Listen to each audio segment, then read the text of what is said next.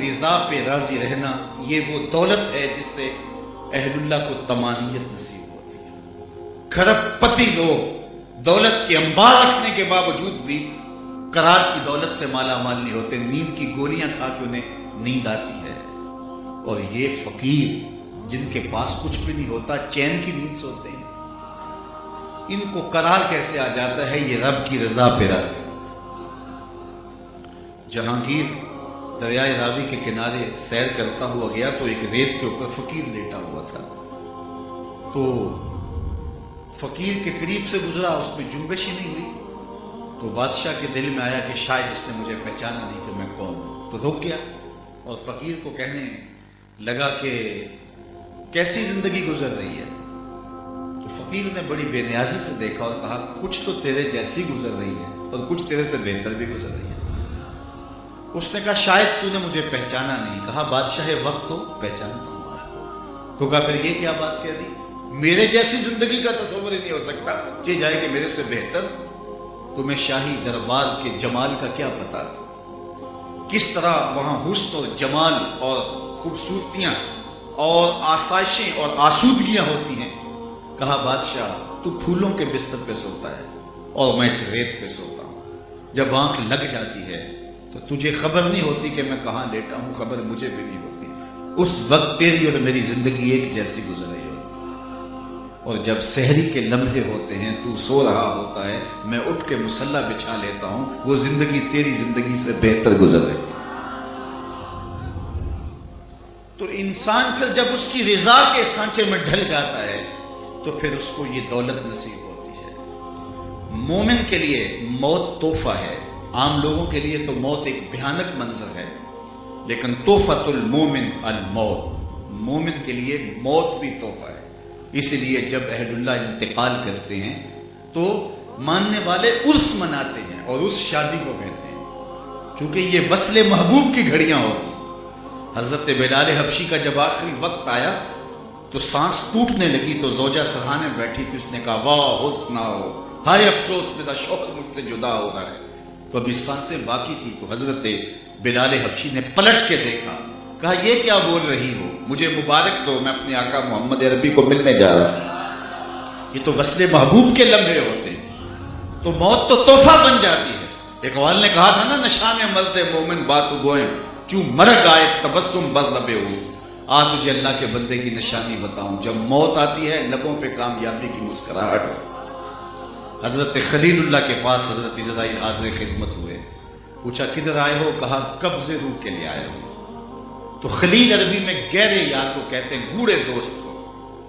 تو کہا تجھے رب نے بھیجا ہے قبض روح کے لیے، تو میرے مالک سے جا کے کہہ کہ رب مجھے اپنا خلیل بھی قرار دیتا ہے اور تجھے میری روح کے قبض کرنے کے لیے بھیج دیا۔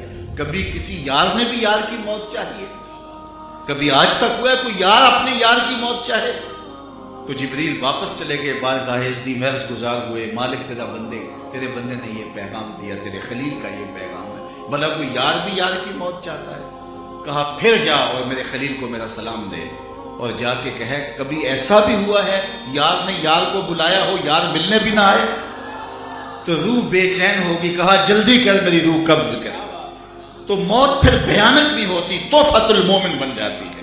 ربی بن حراش ایک بہت بڑے بزرگ ہوئے، جلیل القدر تابعی گزرے، ساری زندگی نہیں ہنسے، فرماتے تھے کیا خبر میرا انجام کیا ہوگا، اور جب تک یہ یقین نہ ہو دھڑکا لگا رہے یہ مومن کی زندگی۔ حضرت ابی ملیکہ تابعی کہتے ہیں میں 30 اصحاب رسول سے ملا ہوں، بخاری کتاب الایمان اٹھائیے، 30 اصحاب رسول سے میری ملاقات ہوئی ہے، اور کہتے ہیں ہر ایک ایمان کے بارے میں ڈاٹا فکر مند تھا کہ میرا خاتمہ ٹھیک ہو جائے۔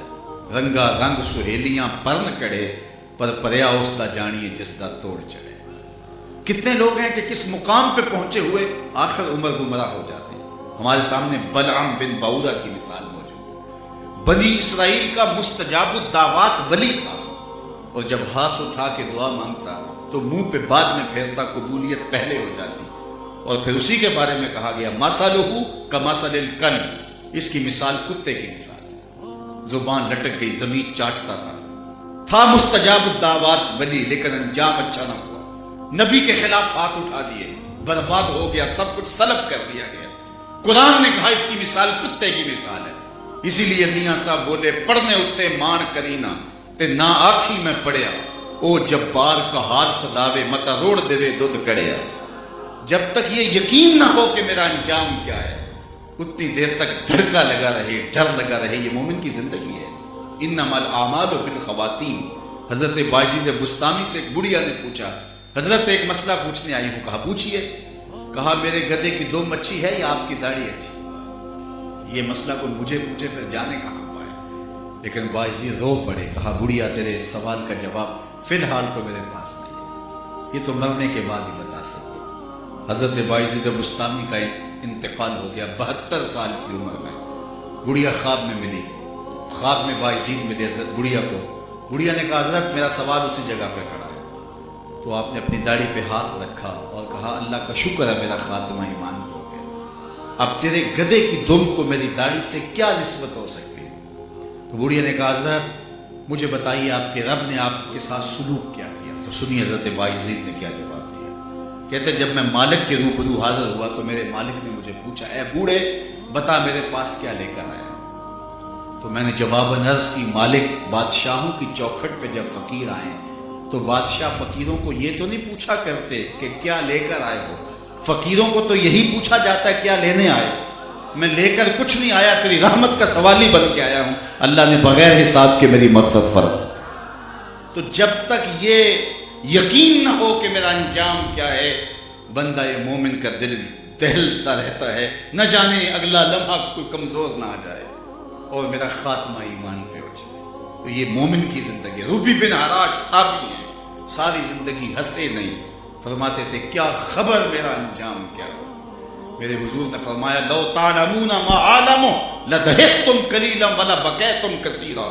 جو میں جانتا ہوں اگر تم جان لیتے تمہارے چہروں پہ مسکراہٹ نہ آتی، تم روتے ہی رہتے، ساری زندگی نہیں ہنسے۔ خیر وقت